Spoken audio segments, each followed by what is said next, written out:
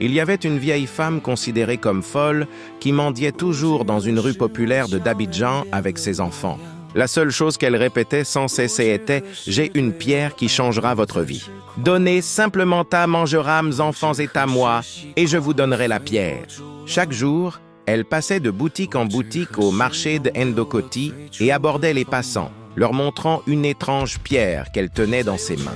Elle leur demandait un peu d'argent pour pouvoir nourrir ses enfants, promettant en échange de leur remettre gratuitement la pierre. Elle portait des haillons avec ses 2 enfants, un garçon et une fille, et ils fouillaient parfois dans les poubelles pour manger à cause de cela. Les gens la prenaient pour une folle complète. Tout ce qu'elle disait leur semblait absurde. Personne ne voulait acheter sa pierre étrange et personne ne lui donnait non plus d'argent. Même la pierre qu'elle vendait n'avait rien d'attirant. Elle ne brillait pas, ne semblait pas spéciale.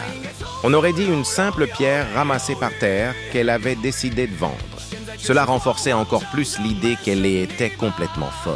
Cette situation se répétait tous les jours, jusqu'au jour où une nouvelle famille emménagea dans cette rue.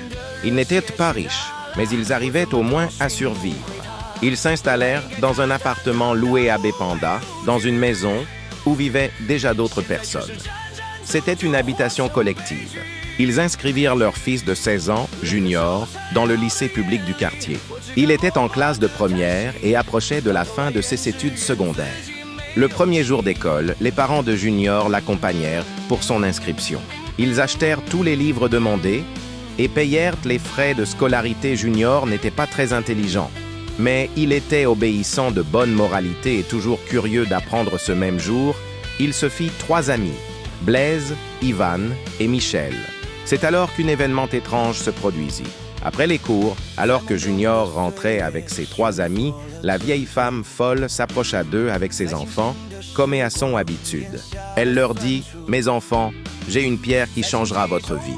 Donnez-moi assez d'argent pour sortir mes enfants et moi de la pauvreté, et je vous donnerai cette pierre. » Les 3 amis de Junior sifflèrent de mépris et l'entraînèrent en continuant leur chemin.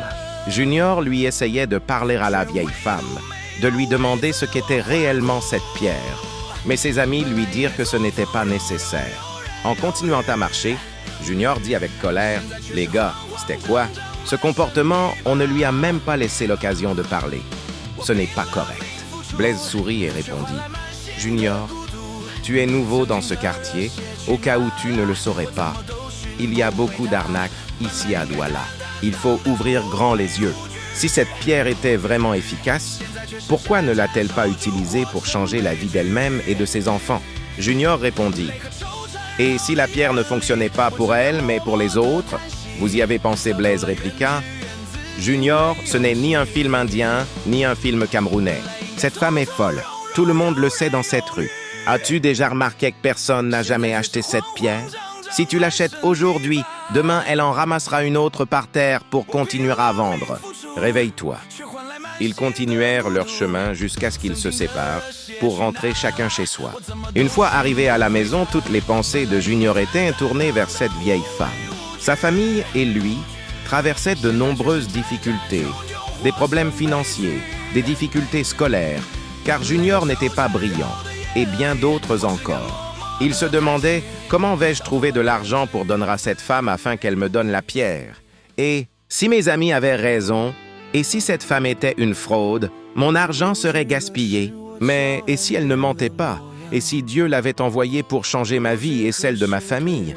Et si Dieu nous avait volontairement conduits dans ce quartier de Douala pour que je rencontre cette vieille femme? » Junior, pauvre garçon, était assis sur son lit, la tête remplie de pensées. Il avait économisé de l'argent pendant très longtemps.